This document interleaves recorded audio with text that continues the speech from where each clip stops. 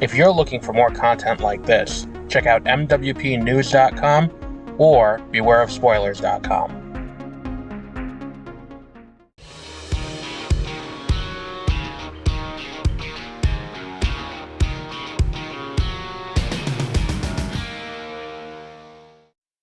Good evening, and welcome to Beware of 30-minute reviews. I am Adam. I'm tired today.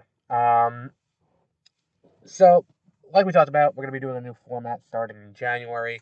You can head back and listen to the episode we did last week where we talk about that a little bit.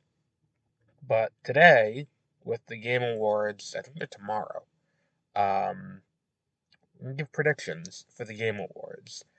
Um, So we're just gonna go down down the listings of all the nominees in all categories. We're gonna start. I'm gonna omit the categories that I don't think I can talk about. Um, Content Creator of the Year, esports, all the esports categories. I'm just gonna skip. We're gonna start with most anticipated game, and we're gonna head up the list from there. So most anticipated game. The nominees are Final Fantasy VII Rebirth, Hades 2, Like a Dragon Infinite Wealth, Star Wars Outlaws, and Tekken 8. This is tough. For me personally, I would say probably Hades 2. What I think is going to win, probably Final Fantasy VII Rebirth. That would be my pick. I don't think Star Wars Outlaws really has shown enough to make it, you know, known as an entity. I don't think that Like a Dragon Infinite Wealth has as big of a pull, considering we're getting these games almost every year. Coming off the year we just had, I think Tekken 8 could not fall by the wayside, but could be forgotten about here because they were coming off the year of Street Fighter and the year of Mortal Kombat 1. Um, and even like Nickelodeon All Stars. I think it could, kind of fall by the wayside with all of that. And I think Hades is kind of a niche title. Um, Even though it is a fantastic game, I think Final Fantasy VII Rebirth. The next category, Best Adaptation. The nominees are Castlevania Nocturne, Gran Turismo, The Last of Us, the Super Mario movie, and Twisted Metal. I think this is an easy one. I think this is The Last of Us. Um, that's all there is to say on that. Best Multiplayer. No, I don't play multiplayer games, so I'll just take a shot at this. Baldur's Gate 3, Diablo 4, Party Animals, Street Fighter 6, and Super Mario Wonder. Um, I think we can eliminate Diablo 4 because I've seen a lot of griping among Diablo players who were not happy about it. I think Baldur's Gate 3 wins this because of its co-op. Um, yeah, I think that's a pretty simple pick. Best sports slash racing game. It is EAFC 24, F1 23, Forza Motorsport, Hot Wheels Unleashed 2 Turbocharged, and the Crew Motorfest. Hmm. I haven't played any of these. Let's just say Forza. I feel like Forza. You know what? No, let's go with EAFC. I think EAFC is the one that's gonna take it home. Um, yeah. Best sim slash strategy game. We have Advanced Wars 1 Plus 2 Reboot Camp, Cities Skylines 2, Company of Heroes 3, Fire Emblem Engage, and Pikmin 4. I think this is Pikmin 4. Pikmin 4 is going to win this category because of how much. Like, Nintendo had a fantastic year. Every franchise they released a new game in this year. Um, it was something that was above and beyond anything we had any reason to expect. So I think Pikmin 4 is going to be the one that wins that. Um, yeah. Best family game. We have Disney Illusion Island, Party Animals, Pikmin 4, Sonic Superstars, and Super Mario Wonder.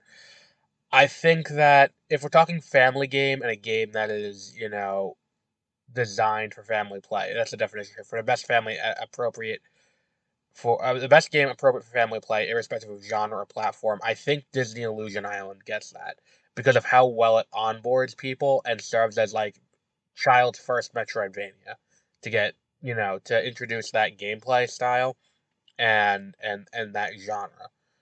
That one definitely is probably up there. Um, That said, I think Super Mario Brothers Wonder wins that. Best fighting game: God of Rock, Mortal Kombat 1, Nickelodeon All Stars Brawl 2, Pocket Bravery, or Street Fighter 6. Hmm. I think Street Fighter 6 because I think that Mortal Kombat's microtransactions rub people the wrong way. Yeah, Street Fighter 6 would be my pick. Best RPG. This is Baldur's Gate 3, Final Fantasy 16, Lies of P, Sea of Stars, and Starfield. Look, we're kidding ourselves here if we think that it's not going to be Baldur's Gate 3. I loved Sea of Stars. I loved Lies of P. And I didn't. I liked Starfield. But it's going to be Baldur's Gate 3. Um, Best Action Adventure: Alan Wake 2, Spider Man 2, Resident Evil 4, Jedi Survivor, and Tears of the Kingdom. I think Tears of the Kingdom wins. I think Spider Man 2 does some cool things. I think Spider Man 2 does a lot to really advance, what's it called, to advance games as in terms of like, this is what we can expect from a next gen experience. And the same goes for Alan Wake 2 to an extent. Tears of the Kingdom, I think, blew everything out of the water, and especially with the technical limitations of the Switch. Like, those two games are doing things, but we should expect that from the PlayStation 4, and or the PlayStation 5 and the Xbox Series X. What they managed to do on the Switch is incredible with that game. So I think it's gonna be Legend of Zelda. Best action game: Armored Core 6: Fires of Rubicon, VI 6, yeah. Um, Dead Island 2, Ghost Runner 2, Hi-Fi Rush, Remnant 2. Um, Personally, Hi-Fi Rush. I think Armored Core 6 wins that though. From Software tends to do well. VR AR I can't speak to, so we'll just skip that because I don't have a VR headset. Best mobile game. Let's see if I've played any of these. I have not, but Terra Nil, I don't think it was a mobile game. I think of that as a what's it called? I think of that as a PC game because I played a demo for that off of Steam. Best debut indie. We have Cocoon, we have Dredge, we have Pizza Tower, we have Venba, we have Viewfinder. Now I played one, two, three of these. I played Viewfinder, I played Cocoon, and I played Venba. Of those, I think Cocoon is the strongest. Um, I think Viewfinder is cool. I like Viewfinder's mechanics. I think Venba's cool. I like Venba's mechanics. Um, but I think Cocoon wins. Cocoon is fantastic. Best independent game. This one had a lot of belly aching. We have Cocoon, we have Dave the Diver, we have Dredge, we have Sea of Stars, and we have Viewfinder. I think that there's going to be some voting where they're not going to vote Cocoon twice. I think Cocoon could win Best Debut. I think Sea of Stars wins here. Um, I don't think Dave the Diver really counts as an indie because it comes from a large company. I think Sea of Stars is going to end up winning here. Best Community Support. Um, Baldur's Gate 3, Cyberpunk 2077, Destiny 2, Final Fantasy 14, or No Man's Sky. I'm gonna say No Man's Sky. And let me say why. No Man's Sky is a game that came out almost a decade ago at this point and was panned because that game did not do anything near what it was pitched to be able to do, and now it does all of that and more. Um, because it's just constant community updates, and I think that that is something where it should be applauded. Not giving up on the game, and the same kind of goes for Cyberpunk 2077, and I could see that one winning because of Phantom Liberty coming out this year. Um, but I'm also not familiar enough with Destiny 2. I saw there was some people who weren't thrilled about the newest pack or whatever that's called for Destiny 2. And I'm not entirely sure what Baldur's Gate 3 has done in terms of community support. Um, but I think Cyberpunk 2077 is the answer there. Best ongoing game. That's weird. Apex Legends, Cyberpunk 2077, Final Fantasy 14, Fortnite, or Genshin Impact. I don't know why Cyberpunk is there. But I think this could go to, I think Fortnite. Yeah, I think Fortnite. Games for Impact, which is thought-provoking game with a pro-social meaning or message. A Space for the Unbound, Chance of Sinar, Goodbye Volcano High, Chia, Terra Nil, and Venba. Of these, I haven't played most of these. I played Venba, I played Terra Nil. I'll say Venba. I don't think Venba's gonna win though, because I haven't played the other ones. I don't think Goodbye Volcano High has any chance of winning. But yeah, I think what we're looking. I think this is gonna come down to. I think Venba's gonna. Well, I'll say Venba. You know, I don't think you're gonna win, but Venba. Innovation and accessibility: Diablo 4, Forza Motorsport, Hi-Fi Rush, Marvel Spider-Man 2, Mortal Kombat 1, and Street Fighter 6. I'm fairly certain that someone who's totally blind can play Forza Motorsport. I think that's if that's the case, that one should win, and we'll keep it at that. Best performance is for voiceover. So Ben Starr from Final Fantasy 16, Cameron Monaghan from Star Wars Jedi Survivor, Idris Elba from Cyberpunk Phantom Liberty, Melanie Liburd from Alan Wake 2, Neil Newbon from Baldur's Gate, and Yuri Lowenthal from Spider-Man 2. Let's say, and it feels weird because it's like, look, let's just put this what this is. Idris Elba I think he's an Academy Award nominated, if not Emmy Award nominated actor, if not Emmy Award winning for his time on The Wire. Um, this feels unfair. You know what? I'm gonna say Cameron Monaghan. I really liked what he did in Jedi Survivor. Um, and the darker turn that it takes for Cal Kestis. I think he did very well in that. So let's say Cameron Monaghan. Best audio design: Alan Wake 2, Dead Space, Hi-Fi Rush, Spider-Man 2, Resident Evil 4. I think if Hi-Fi Rush doesn't win this, that's a travesty. Hi-Fi Rush was fantastic.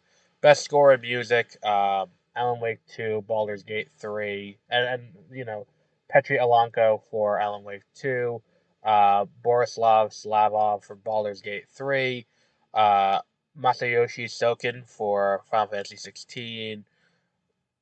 Shuichi Kobori for Hi-Fi Rush, and the Nintendo Sound Team for Tears of the Kingdom. Again, I'm going to go with Hi-Fi Rush.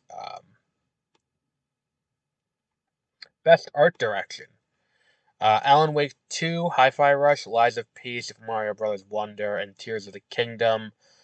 I will say this is rough because I really love the design aesthetic of Lies of P, but I think this is Super Mario Wonder's time to shine. Yeah, I think this is Super Mario Wonder's time to shine because I think that they did so many cool things in that game. This is where this game gets its deserved notice. Oh, an error has occurred. Great. A client's okay. Here we are. Best narrative: Alan Wake 2, Baldur's Gate 3, Cyberpunk 2077, Phantom Liberty, Final Fantasy 16, or Spider-Man 2. Baldur's Gate 3. Yeah, let's call it Baldur's Gate 3. Best game direction: Alan Wake 2, Baldur's Gate 3, Spider-Man 2, Super Mario Wonder, Legend of Zelda, Tears of the Kingdom. Game direction, I think you gotta give that to Super Mario Wonder. For creative vision and innovation in game design and game direction, you gotta give that to Super Mario Wonder. Game of the Year, the big category. The 6 nominees for Game of the Year are Alan Wake 2, Baldur's Gate 3, Spider-Man 2, Resident Evil 4, Super Mario Bros. Wonder, and Legend of Zelda Tears of the Kingdom. Here's the thing. I don't like Resident Evil 4 being nominated because it's a remake of Resident Evil 4, which came out for the GameCube, widely regarded as one of the greatest games of that console generation, and some people would say it's one of the greatest games of all time.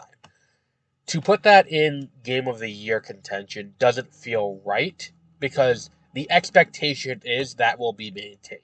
This game was one of the greatest games, so for it to be one of the best games, that should just be expected. Um, so I don't like that being. Am I shocked that Starfield's not here? Not really, especially when you take into consideration what other games are here. Um, because I played Starfield and Starfield, I liked it. I had fun with it, but as I'm playing it, I didn't feel like there was any any sense of this game had to come out on next gen consoles. This game had to wait for the Xbox Series X.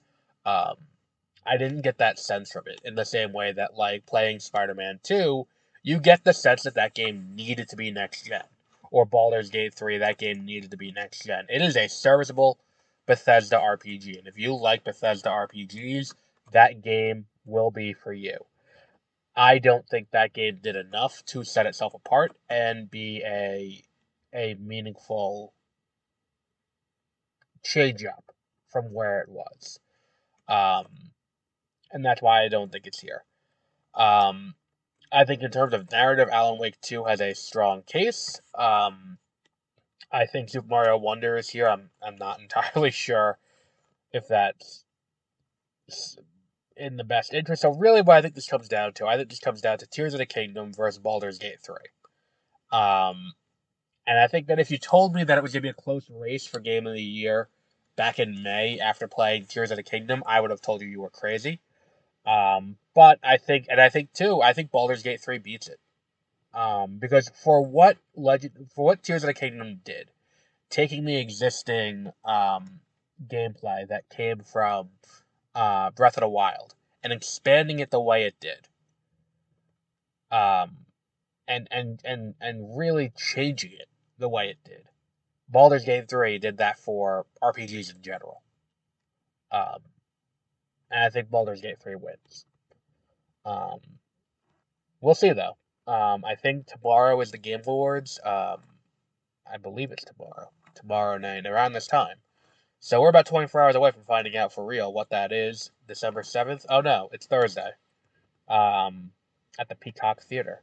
So we got that going on. Now, one other thing we want to talk about before we go for today, let's talk about the GTA 6 trailer. Because if you've listened to this show, you know I'm a huge GTA fan. Peter and I played that game quite a bit. GTA 5 is still a game that I will go back to and play every once in a while. Very fun, very much worth playing. Um, After seeing this trailer, I am very interested to see what this game is. I love the Bonnie and Clyde aesthetic with, I think her name's Lucia and Jason. I'm very interested to see where this goes, and how the narrative kind of plays into this with having these two characters. Do I think this is gonna be the biggest? I think this is gonna be the biggest game of that year, 2025, when it does come out. And I think to that end, this is gonna be a major, you know, a major release for Rockstar, who hasn't had it. I mean, they've been making money off of GTA Online, but let's be honest, they haven't put out a big game in what, 5 years now, because 2018 was Red Dead Redemption 2. I'm looking forward to seeing what they do with this. Um, I think we're looking at, like, this is not cinematics. Like, I don't think we looked at a cinematic, like a CGI rendered thing, like those old, CGI rendered things that we would get. I think this is all in engine. And if that's the case, and this is all in engine, and this is how the game's gonna play on the PS5 and the Xbox Series X, I think we're in for something truly special. Um, so let's see how this goes. I'm looking forward to seeing how the state of Florida and the Republican Party react to this, because this is gonna be something that's gonna lead to more culture wars. Regrettably or not. But until our next episode, which will be next week, have a great rest of your week.